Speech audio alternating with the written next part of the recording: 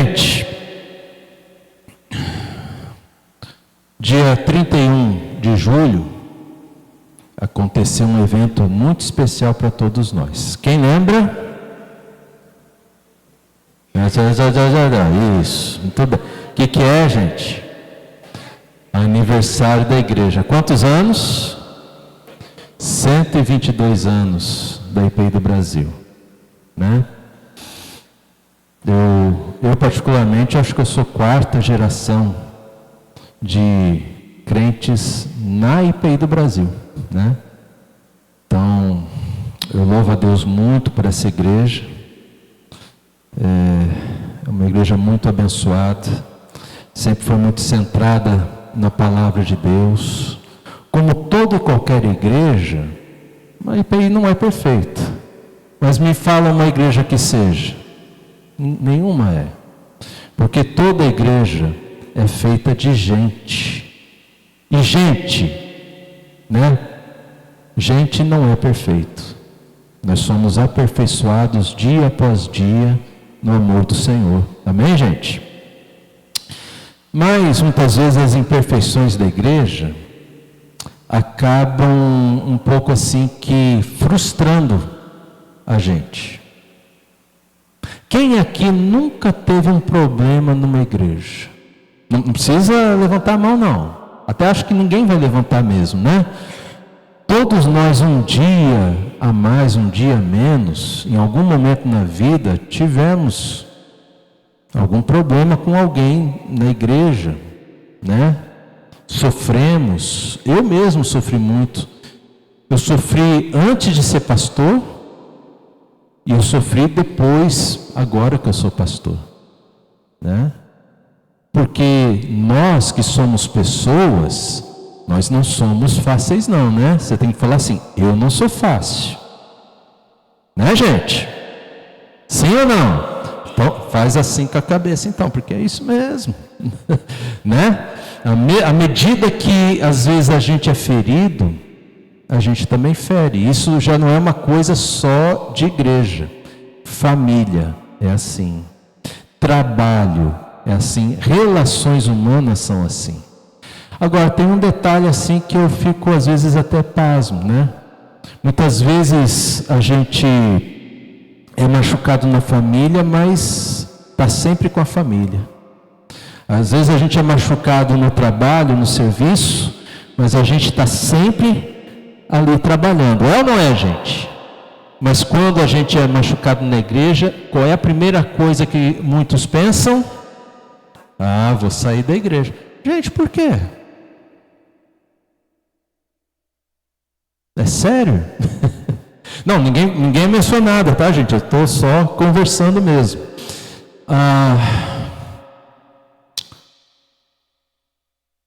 Então, a gente precisa pensar qual é realmente a importância da igreja na nossa vida.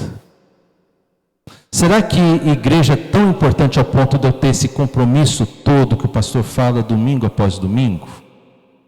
Será que a igreja é tão importante para mim assim que as demais coisas têm que girar em torno da igreja e não a igreja em torno das demais coisas?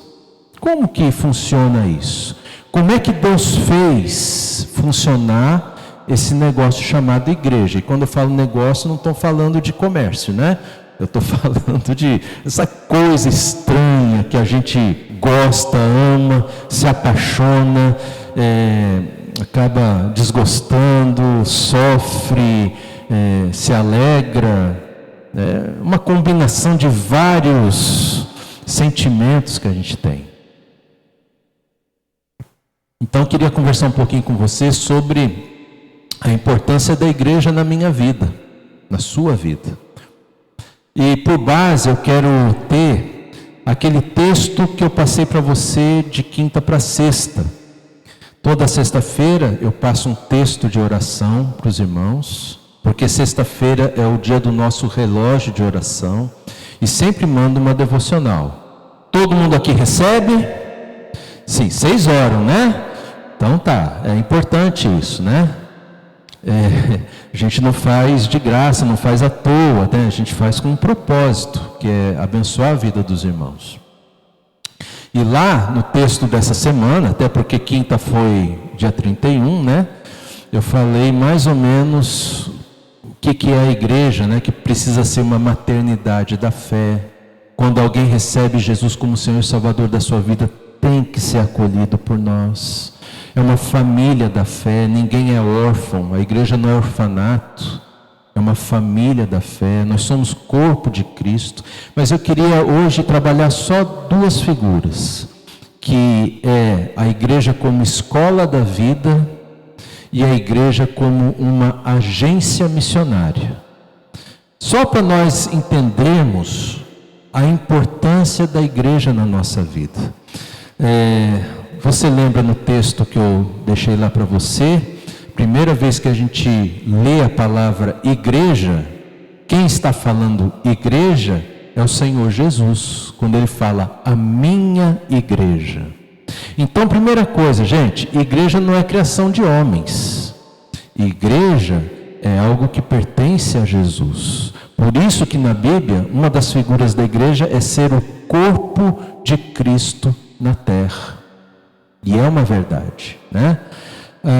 Agora, infelizmente, tem muita gente que lida com a igreja, inclusive em termos de liderança, de uma maneira totalmente equivocada.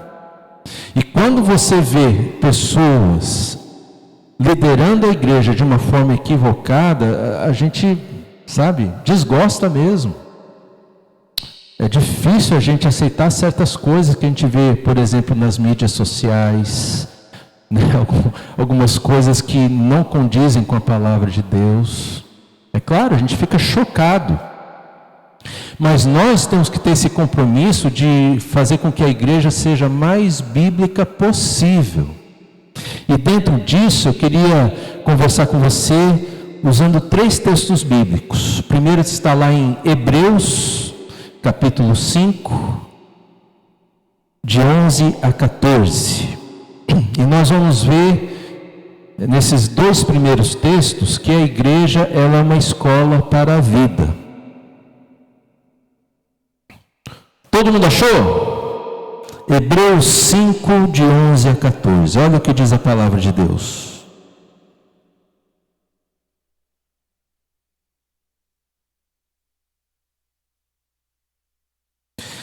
A esse respeito, temos muitas coisas a dizer, coisas difíceis de explicar, porque vocês ficaram com preguiça de ouvir. Presta atenção, gente, vocês ficaram com quê? Preguiça de ouvir. É o autor aos Hebreus que está falando. Pois quando já deviam ser mestres, levando em conta o tempo decorrido, vocês têm novamente necessidade de que alguém lhes ensine quais são os princípios elementares dos oráculos de Deus. Passaram a ter necessidade de leite e não alimento sólido. Ora, todo aquele que se alimenta de leite é inexperiente na palavra da justiça, porque é criança, e aqui criança é criança na fé, ok? Mas o alimento sólido é para os adultos, para aqueles que, pela prática, têm as suas faculdades exercitadas para discernir não somente o bem, mas também o mal. Então, meus irmãos, lá no versículo 11, quando ele fala de preguiça, está dizendo assim que está encontrando alguns cristãos que estão apáticos. O que é a apatia? Apatia é aquele negócio assim morno, né? Aquele negócio que você, quando alguém desafia você assim, vamos fazer tal coisa? Ah, não. Né? Apatia. Ah, estou cansado. Agora não. Ah, eu tenho outro interesse. Apatia, é uma apatia que alguns cristãos apresentam em relação às coisas de Deus, em relação a servir a Deus com alegria. Quando a pessoa não tem alegria, quando ela é desafiada a servir a Deus. Ela sempre tem algo muito mais importante, muito mais urgente. E às vezes até um cansaço. Ela tem uma preguiça. E eu fico me perguntando às vezes, será que eu tenho preguiça de servir a Deus? E você, o que você acha de você? Será que você tem preguiça de servir a Deus? Será que você tem sido apático com a Igreja de Cristo? E aí o autor ele fala assim que é um tipo de pessoa que se alimenta apenas com leite. Leite aqui não é literalmente leite, né, gente? Mas leite é para falar assim que você só aguenta um alimento espiritual que é básico, que não é tão forte assim. A ideia aqui é um leitinho ralo, talvez até adocicado, para não fazer mal para o teu estômagozinho. É nesse sentido que ele fala, né? Então pode ver assim, ó, quando você precisa ouvir uma palavra de Deus, vai ouvir o pastor pregando, um estudo de escola dominical, e o assunto parece muito chato para você, ou muito difícil. Será que não é porque você só tem capacidade desse leite? Será que você não é preguiçoso para ler a palavra de Deus? Para meditar na palavra de Deus? Será que você não está preguiçoso para ter uma vida de oração? Sempre tem outras coisas muito mais legais para fazer, muito mais urgentes, mais prazerosas, cuidado aí, né? Mais prazerosas do que eu ter essa atenção toda para Deus. Então, quando a gente fala, por exemplo, em temas básicos da fé, como, por exemplo, certeza da salvação. Você está há 10, 15 anos na igreja e você não sabe o que é certeza da salvação. Eu vou dizer para você uma coisa, está faltando um alimento espiritual mais robusto na sua vida.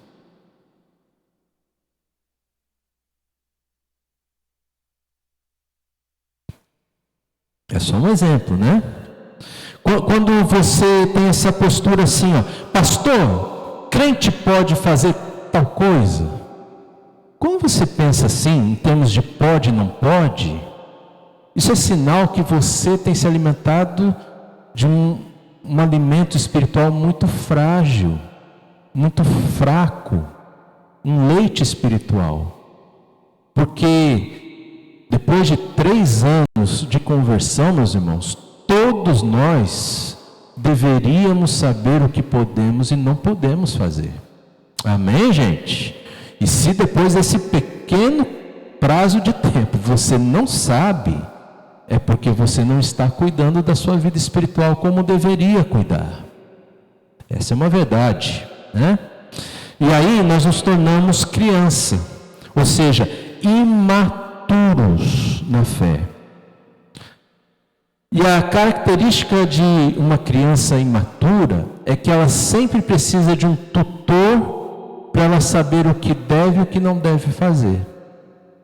Precisa sempre perguntar para alguém, eu posso isso, eu posso aquilo, eu não posso. E até às vezes quando fala não pode, nem faz, mas ela não entende por quê, só sabe que não pode. Olha que interessante. Gente, nós não podemos ser assim.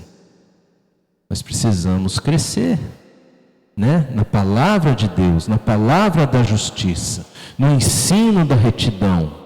Precisamos ser maduros. Maturidade aponta para uma vida completa, que você realmente sabe o que é ser alguém que ama a Deus, um cristão de verdade.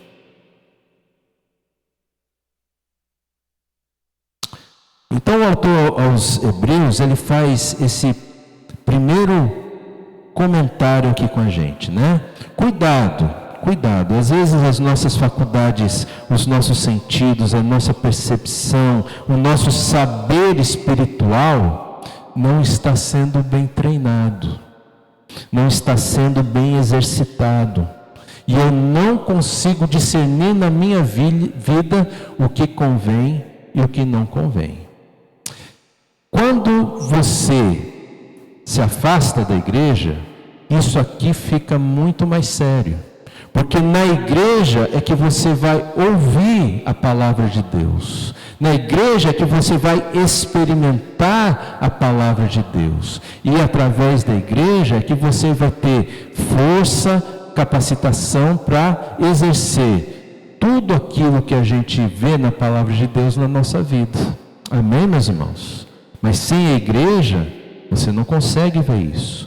Tanto que, lá no capítulo 10 de Hebreus, vamos abrir comigo ali, é o nosso segundo texto de hoje, os versículos 24 e 25, esse mesmo autor aos Hebreus fala o seguinte, olha só: cuidemos de nos animar uns aos outros, no amor e na prática de boas obras. Não deixemos de nos congregar, como é costume de alguns. Pelo contrário, façamos admoestações, ainda mais agora que vocês veem que o dia, com D maiúsculo, então é algo importante, né? O dia se aproxima. Então o autor dos Hebreus está falando assim, a gente tem que cuidar, a gente tem que observar, a gente tem que considerar atentamente uns aos outros, tem que prestar atenção no irmão. Quando você vê que um irmão começa a faltar muito, começa a ficar mais desinteressado, não é só o pastor que tem lá, você que percebe isso, precisa estender sua mão aos irmãos que você vê que estão falhando, né? É isso que o autor aos Hebreus está falando. Não é só o pastor, não é só a liderança, qualquer um de nós que vê um irmão se afastando, falhando, qualquer um de nós precisa ir até esse irmão, estender a mão para ele e falar assim: meu irmão, não desiste, continua. Eu estou aqui com você, você está com algum problema, você está com alguma dificuldade, olha, eu quero ser bênção na sua vida, eu quero te ajudar nisso. Eu comecei a perceber isso na sua vida, eu comecei a orar por você, eu quero dizer que você é muito amado, eu quero dizer que você é muito especial, muito importante para nós. É isso que o autor aos Hebreus está falando. Observe, cuide atentamente ao teu irmão. Né? E o sentido aqui é de animar, estimular, cuidar, para que esse irmão junto com você promova a fé em Cristo Jesus. E no versículo 25 ele fala literalmente, não deixe de se reunir. Meus irmãos, não deixar de se reunir com a igreja não tem o significado de você estar aqui no templo de domingo a domingo, segunda, terça, quarta, quinta, sexta, sábado e outro domingo, todos os dias da semana. Não é isso. Mas quando é dia da gente estar junto, precisa ser a nossa prioridade máxima. Tem alguns poucos momentos que a gente precisa dessa prioridade, que é no culto semanal, escola dominical, já que a gente está falando que a igreja é uma escola da vida, escola dominical é algo importantíssimo para você conhecer a palavra de Deus e saber aplicar a palavra de Deus na sua vida. Se você não frequenta a escola dominical, se você não estuda assim com os irmãos a palavra de Deus, eu vou dizer uma coisa, sozinho você não vai fazer. É a força do irmão ao nosso lado que nos ajuda a nos interessarmos mais e mais pela palavra de Deus. Um outro momento que a gente precisa estar junto é o grupo de discipulado. Meus irmãos, nós precisamos estar juntos, né? Toda semana, porque uma vez por semana você está junto com os irmãos, é pouco nos dias que nós vivemos. Então, no meio de semana, você fazer parte de um grupo de discipulado é um respiro da fé. Sabe, você vai estar lá com os irmãos. É diferente da escola dominical, porque ali a gente está compartilhando a vida, as experiências na fé. Nós oramos uns pelos outros, uns com os outros. É tão importante isso. A gente se aproxima mais. E quando nós servimos a Deus, como por exemplo a nossa festa, é o momento da gente servir a Deus. E servir ajuda a gente, ensina a gente a ser mais humilde na fé, a entender, lembrar, nunca esquecer que não é Deus quem está ao nosso serviço, mas nós estamos ao serviço do Senhor. Amém, meus irmãos? É isso, né? Então, a gente tem que cuidar para não faltar nesses encontros. Porque quando a gente falta, a gente começa a ficar como a gente leu lá no capítulo 5. A gente começa a ficar preguiçoso na fé. A gente começa a ficar assim desatento às coisas de Deus. A gente vai se afastando e a gente acaba se tornando um membro que não é presente. E isso vai ter um peso espiritual muito grande na sua vida. Amém, gente? Essa é a primeira parte que eu queria falar com você. E a última parte que eu queria falar com você, eu quero mostrar para você o seguinte. Abra comigo a Bíblia lá em Mateus 28.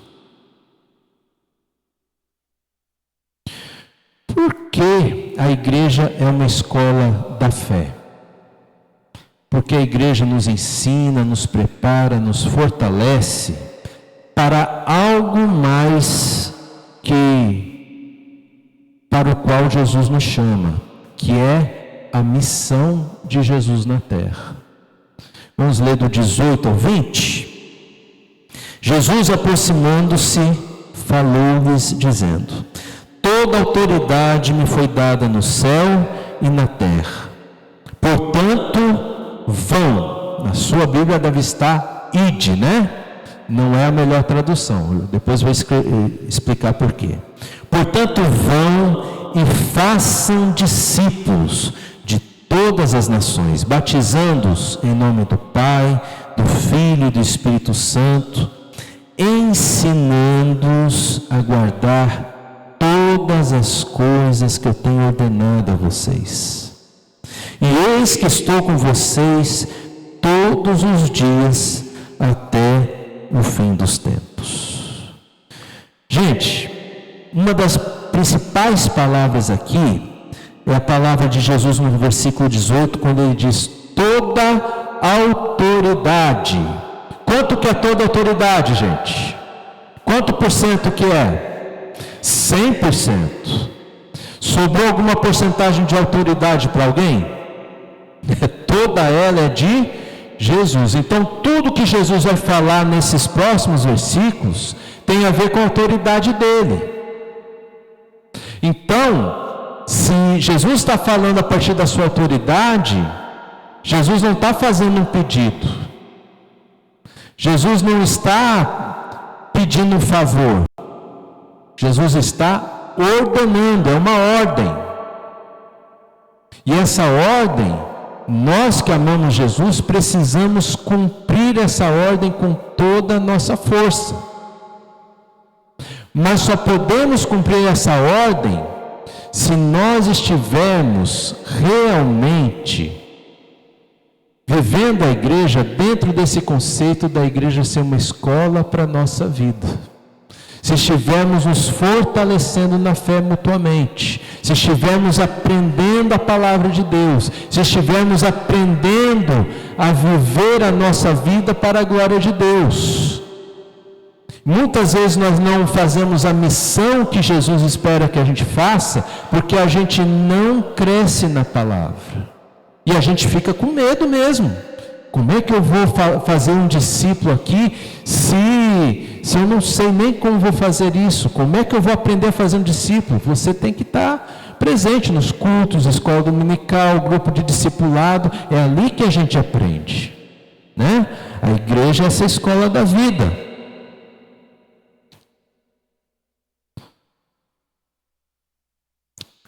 E no verso 19 tem esse termo, ide, que na verdade ele indica uma ação contínua. Então a melhor tradução seria indo ou vão. Em todo lugar onde você for, Jesus espera que você faça discípulos.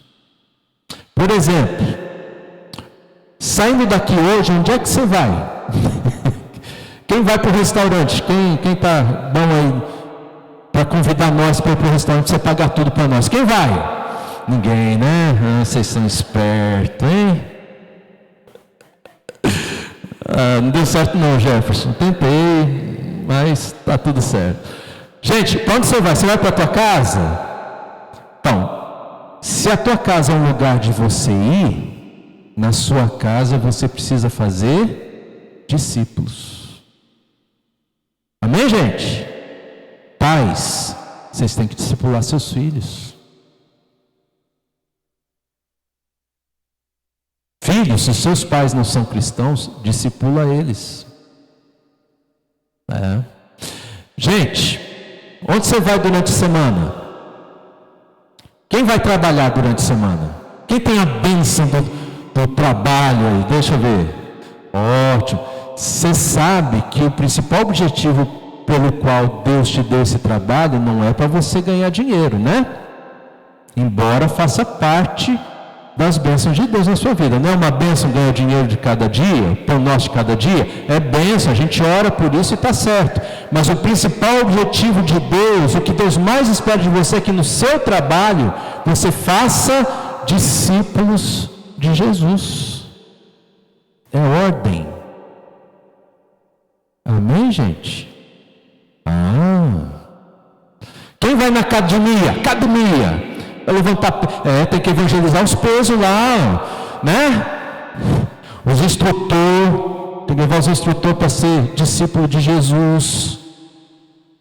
Os jovens aí, né? Não é para paquerar na academia, não, é para levar as pessoas para Jesus. Amém, jovens? Não deu amém não, né, gente? Pois é, mas é isso. Quem vai no supermercado essa semana? Quem tem essa bênção de Deus de poder fazer compra no supermercado mais caro da cidade, ou seja, qualquer um, né? Quem vai no supermercado? Gente, o que tem que fazer no supermercado? Não é só compra não, o que tem que fazer no supermercado? Vocês estão entendendo? Por quê? Porque é uma ordem. A igreja é uma agência do reino de Deus. Toda vez que eu estou presente com os irmãos, por exemplo, no culto, e termino o culto, você já sabe, isso aqui eu já falei, né? O que o pastor faz no finalzinho do culto? Levanta a mão e faz o quê? Dá a bênção. Que é errado a gente falar assim, eu falo errado, eu vou ver se eu se corrijo agora para falar tudo certo, né? Mas não é uma bênção, é a bênção do envio.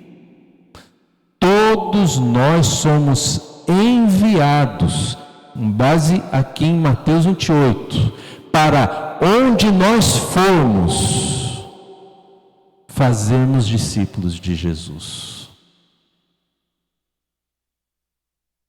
Porque a igreja é uma agência do reino de Deus. Mas a igreja é uma escola para a vida. É a própria igreja que vai preparar eu e você para que nós possamos fazer esses discípulos. Mas para você ser preparado, você tem que estar firme nos momentos em que a igreja se reúne. Amém, gente? É isso, é só isso. Nos demais momentos, viva a vida na graça do Senhor. Ele está com você, Ele te ama. Ele vai abrir as portas que você precisa. Ele vai te abençoar do jeito que você precisa. Você vai orar para Ele, Ele vai, derramar chuvas de bênção sobre você, tua família, sobre tua saúde, sobre suas finanças. Todas as áreas que você precisar, segundo a vontade dEle. Para o propósito dEle, para a glória dEle. Mas, em primeiro lugar, o reino de Deus e a sua justiça. E aí, todas essas demais coisas nos serão acrescentadas. Amém, gente? É isso, né? Quando nós fazemos parte da ceia do Senhor, o Senhor nos fortalece para que naquela semana, naquele mês, possamos obedecê-lo.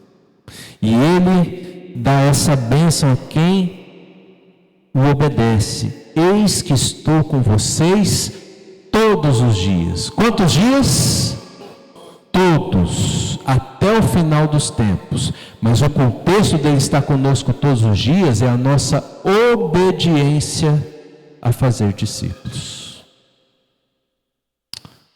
Vamos fechar os nossos olhos, baixar nossa cabeça. Eu quero que você comece a meditar sobre isso agora. Porque, meus irmãos, a nossa vida, ela começa no domingo, no culto, quando somos instruídos, e depois de sermos instruídos, somos enviados. A instrução continua na escola dominical, continua no grupo de discipulado, e somos de novo enviados. E o que Deus deseja fazer na sua vida com esses envios é fazer com que você seja uma bênção de Deus na vida das pessoas com quem você anda. É tão bonito quando alguém fala assim: poxa, você é uma bênção na minha vida. Você já ouviu isso? Gente, é tão bonito a gente ouvir isso. Mas para você ser bênção na vida de alguém, você precisa obedecer a Deus. E é isso que Deus quer, porque quando a gente obedece, a gente começa a ver o agir de Deus de uma forma tal que tudo na nossa vida vale a pena ser vivido. Senhor,